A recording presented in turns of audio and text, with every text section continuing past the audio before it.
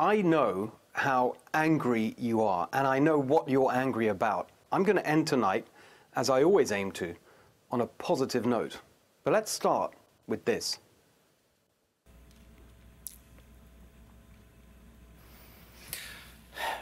What I didn't know is that it would hurt so much. I didn't expect this to break my heart. For him to cast a dark shadow on our most sacred right. What a total charlatan, casting a dark shadow over our most sacred right. You mean like this? Trump knows he's an illegitimate president. I don't see this president-elect as a legitimate president. I've created an illegitimacy clock. It's on my website. If you look at it, it tells you how many days and hours Donald Trump has been illegitimate as president. For 4 years, they plotted and schemed to undermine and overturn the sacred right of American democracy. For 4 years, they smeared the duly elected president and his supporters. Not my president, they screamed, not my president. 4 years on, still they're at it, still they parade their reckless, condescending intolerance. I'm not going to say that 50% of Americans are racist and sexist and homophobic, but I will say that that tells me that they will look the other way to that kind of behavior, to the plight of their fellow Americans, if personally they feel that they are doing okay and that they will do better under that type of presidency. And that, I think, is despicable. It is un-American. From deplorable to despicable. 4 years of non-stop hate. And now they want the Americans they dismiss and demean to just roll over and pay homage to the new regime. No, no, no. They go on about democratic norms and how Trump is undermining them. Right, let's follow their example. Let's uphold their norms, Democrat norms. Joe Biden should not concede under any circumstances. Under any circumstances. Now, I wouldn't go that far. Refusing to concede under any circumstances would be an attempted coup. That may be a Democrat norm, but it's certainly not a democratic one. So let's agree this. And how could any reasonable person not agree? Every legal vote should be counted. No illegal vote should be counted. Any evidence of fraud or irregularity should be brought forward and the courts should adjudicate. That's what the president said. That's what Mitt Romney said. It's even what Biden said. It ain't over till every vote is counted. Every ballot is counted. Every election has some level of fraud, irregularity, error. Usually it doesn't affect the outcome. But when it's this close, this important, with this many late changes to the rules, of course we should investigate thoroughly. Not just for the sake of seeing our chosen candidate win, but for the sake of faith in our system. We've just made a massive change to that system with very little planning and very little scrutiny. It looks like it's here to stay. So it is essential to have a proper understanding of what happened. That's not just in President Trump's interest, it's in the Republican Party's interest, and it's in America's interest. And by the way, everyone knows that if the positions were reversed, every single Democrat, every Biden propagandist on CNN and NBC and everywhere else would be telling Biden to fight and fight and fight to the end. So we can do without the lectures about undermining democracy from the people who did nothing but that for 4 years with their Russia conspiracy, who tried to derail a presidency with endless investigations, pseudo-scandals and a phony impeachment. But we can also do without false hopes being raised. Trump supporters have been through a lot. Of course we want that Trump second term, but do not give us false hope that it can still be achieved if in fact it cannot.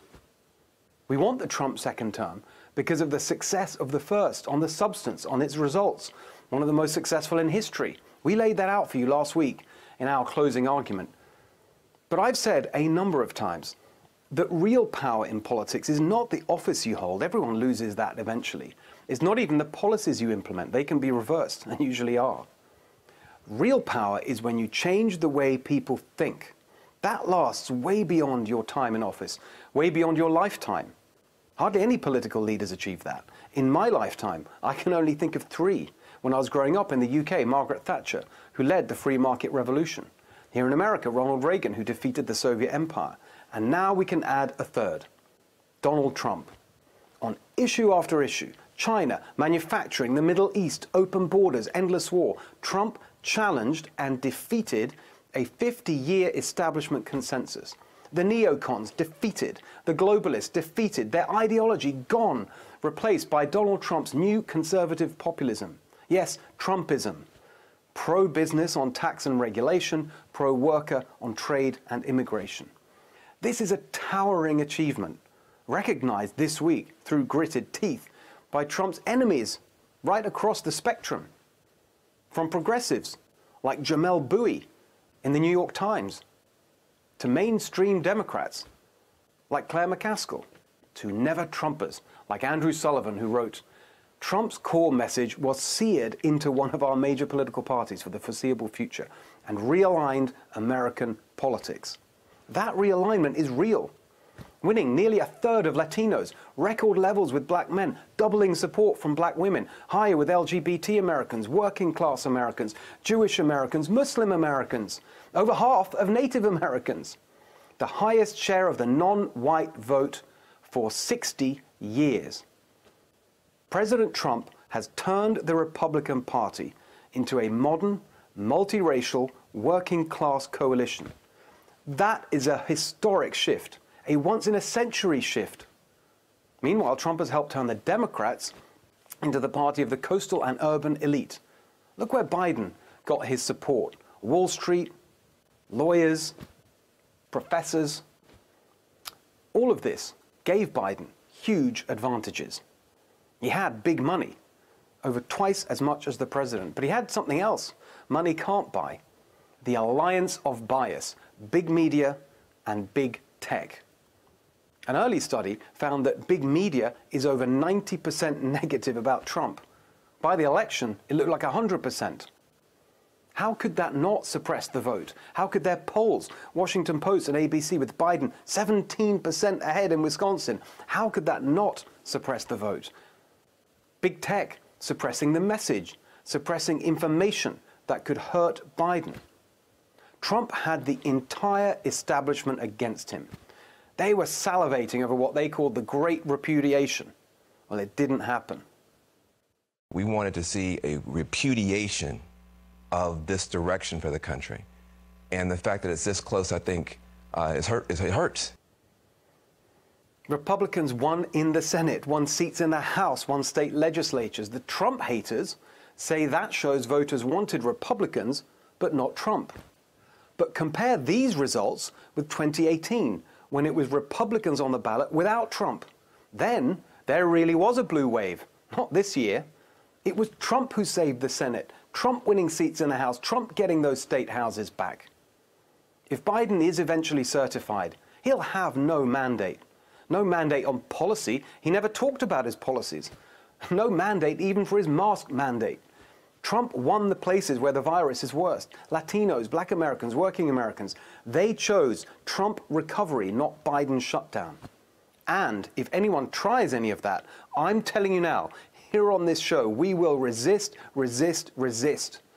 Yes, we're the home of positive populism, pro-worker, pro-family, pro-community, and pro-America. But if there is any retreat to establishment rule, whether from Democrats or Republicans like Lindsey Graham or Liz Cheney, we will be the home of the peaceful resistance. In this election, Donald Trump confounded the pollsters and the snooty establishment once again, this time with his promises delivered, his record established, his fight against woke supremacy. When you consider the forces ranged against him, while it may yet be a political victory, there is absolutely no doubt at all that he won a moral victory, and one that will endure for generations.